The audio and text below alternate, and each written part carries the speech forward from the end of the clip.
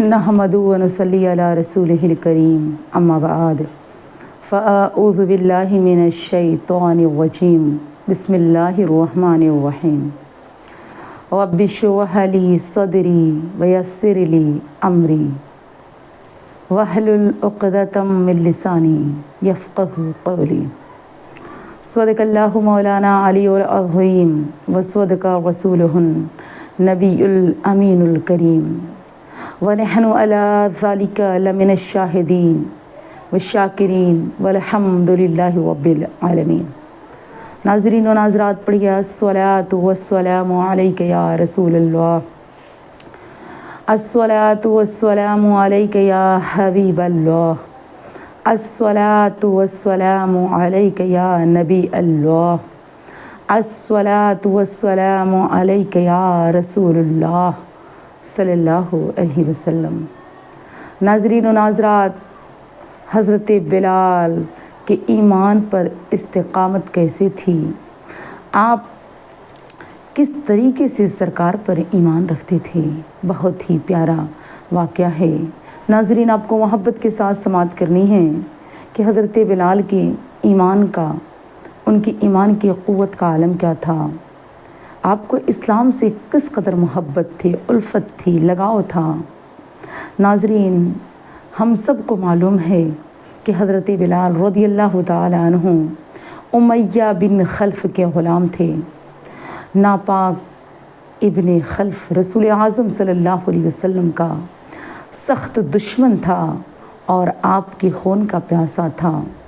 جب امیہ بن خلف کو معلوم ہوا کہ بلال مسلمان ہو چکے ہیں تو بغضو یعنی دشمنی کی وجہ سے وہ جل بھن کر راکھ ہو گیا اور حضرت بلال پر اور سختیاں کرنے لگا، یہاں تک کہ آپ کے پشت پر کوڑے بھی برسائے۔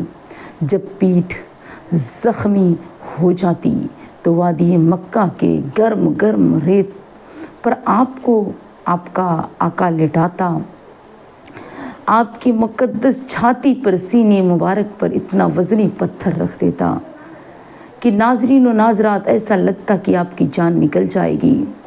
ناظرین و ناظرات، جس کی وجہ سے آپ کی زبان منہ سے باہر بھی نکل جایا کرتی تھی اور اتنا کبھی کبھار رسیوں میں باندھ کر آپ کو مارتا۔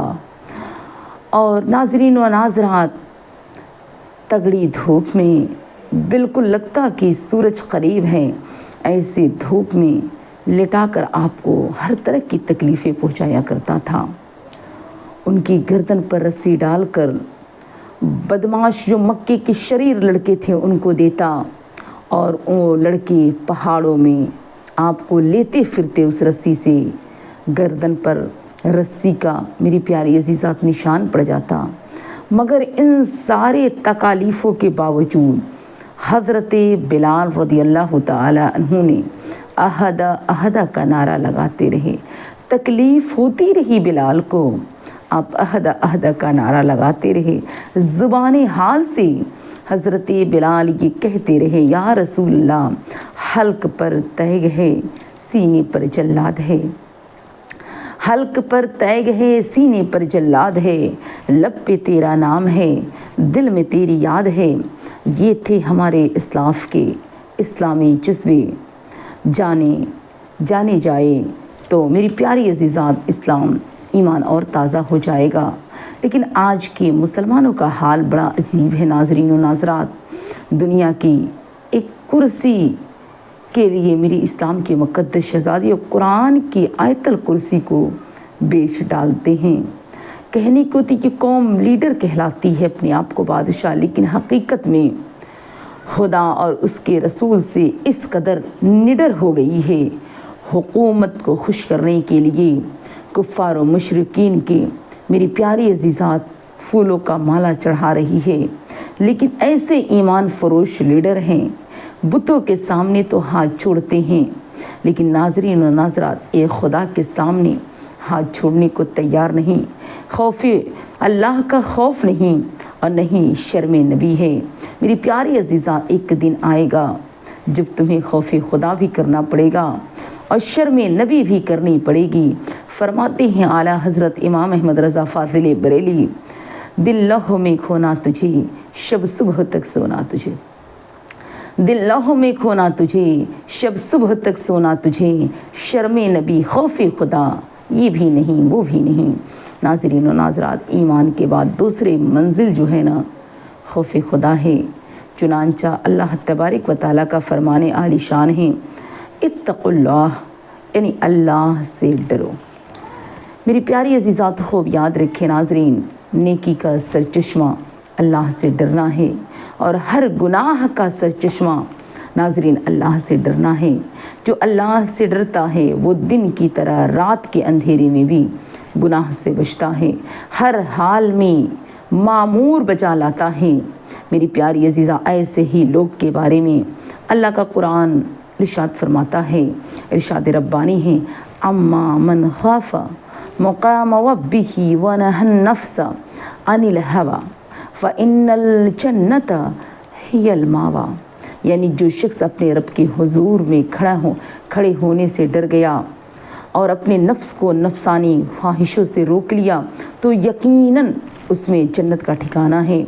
और जिसके दिल में अल्लाह का डर नहीं, वो मकान हो या दुकान हो या तन्हा हो या मजमे में हो, हर जगह गुनाह आम करता है।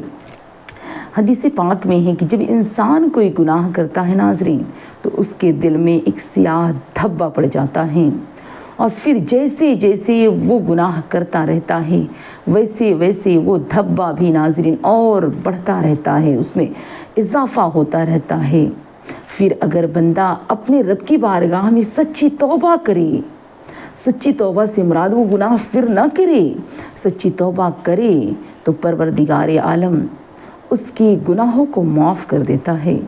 आहिस्ता आहिस्ता वो काला धब्बा, वो स्याह धब्बा हमेशा के लिए ख़त्म हो जाता है। आज हमारे अंदर और गुनाहों की तरह रियाकारी का गुनाह भी बहुत ज़्यादा पाया जाता है। आज रियाकारी का बहुत ही मामूली गुनाह नाज़रीन समझा जाता है, हालांकि पैगंबर इस्लाम सल्लल्लाहु अलैहि वसल्लम ने इससे बचने की बड़ी ताकीद की है। यानी रियाकारी दिखावे से बचने की मेरे रसूल ने बड़ी ताकीद फरमाई है। इस सिलसिले में एक हदीस पाक सुनिए और अपनी इस्लाह कीजिए और ईमान को ताज़ा कीजिए। आका फरमाते हैं, अन महमूद बिन लबीद अन नबी सल्लल्लाहु अलैहि वसल्लम काला अन अखूफ़ अलैकुम शिरकल असगर क़ालू या रसूलुल्लाहि व मा शिरकल असगर क़ाल रियाउ। हज़रत महमूद बिन लुबैद रज़ियल्लाहु ताला अन्हु से रिवायत है कि नबी कौनैन सल्लल्लाहु अलैहि वसल्लम ने फरमाया, तुम्हारे बारे में जिस चीज़ से मैं बहुत डरता हूँ वो शिर्क असगर है। सहाबा किराम ने अर्ज़ किया, या रसूलल्लाह अलैहिस्सलाम, शिर्क असगर क्या चीज़ है? तो फरमाया, रियाकारी, यानी दिखावे का इबादत करना या दिखावे का कोई काम करना, उसको शिर्क असगर कहते हैं। एक और हदीस पाक में है कि अन शद्दाद बिन औसिन क़ाल क़ाल समिअतु रसूलुल्लाहि सल्लल्लाहु अलैहि वसल्लम यक़ूलु मन सल्ला युराई फ़क़द अशरक व मन सामा युराई फ़क़द अशरक व मन सद्दक़ युराई फ़क़द अशरक।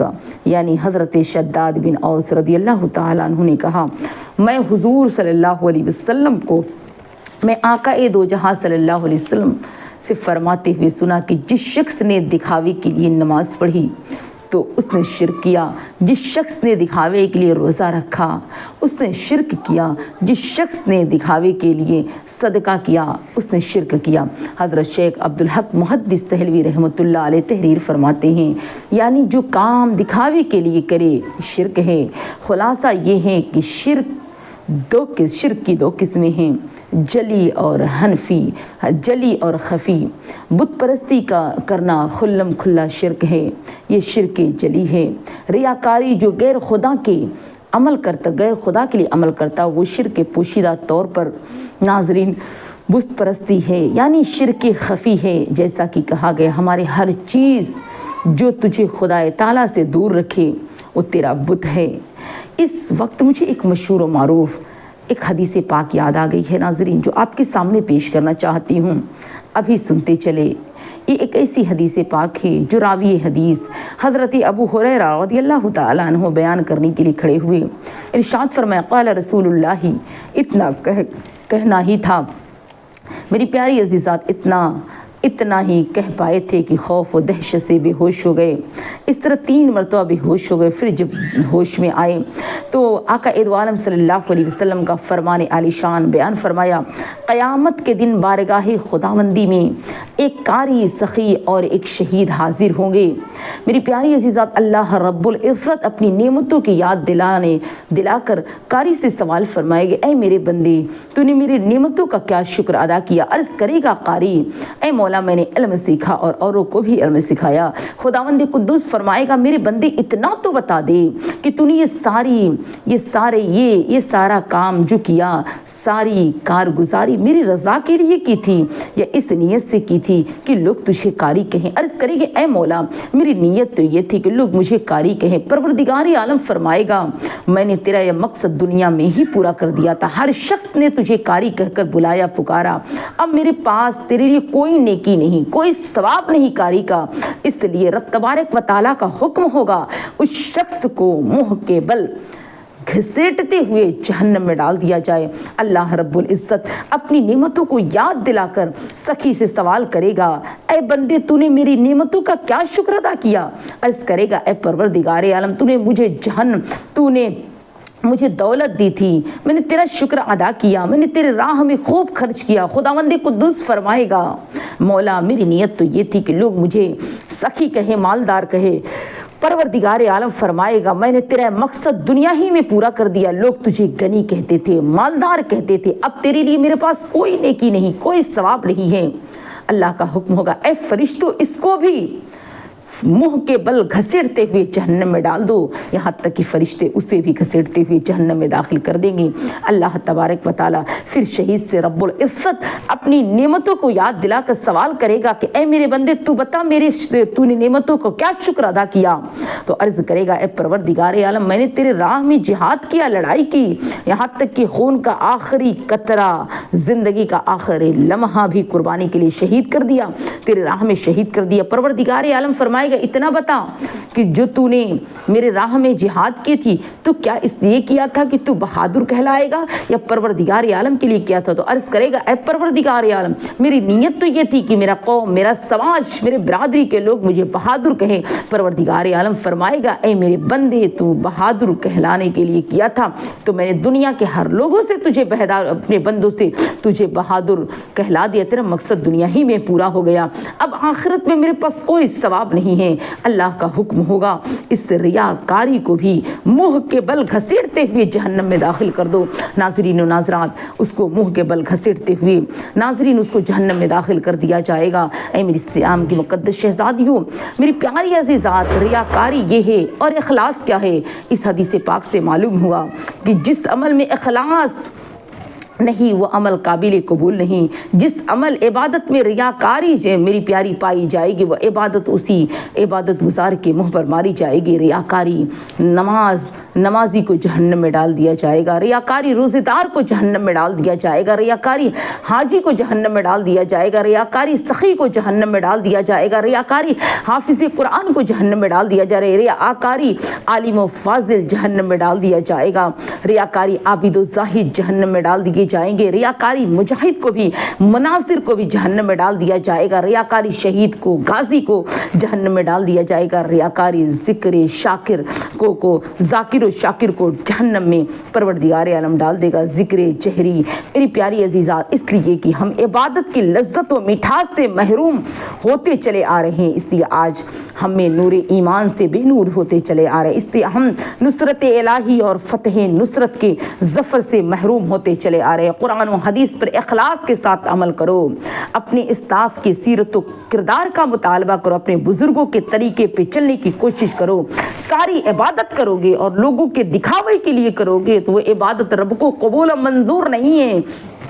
تھوڑی عبادت اگر رب کی اخلاص کے لیے، اخلاص سے کی، رب کے راضی کرنے کے لیے کی، رب کو پروردگار عالم کو خوش کرنے کے لیے کی، اس کے لیے سجدہ کیا، تو معمولی عبادت بھی میرا رب قبول کر لیتا ہے۔ اور تم نے دنیا ہی کو دکھانے کے لیے عبادت کیا، لوگ نمازی کہے، روزے دار کہے، حاجی کہے، تو میرے رب، میرا پروردگار عالم ایسی عبادت کو ہرگز ہرگز قبول نہیں کرتا ہے، بلکہ اتنی عبادت کرنے کے باوجود بھی، سخاوت کرنے کے باوجود بھی، صدقہ کرنے کے باوجود بھی، زکوٰۃ دینے کے باوجود بھی، پروردگار عالم ایسے لوگوں کو میرا رب جہنم میں ڈال دیتا ہے۔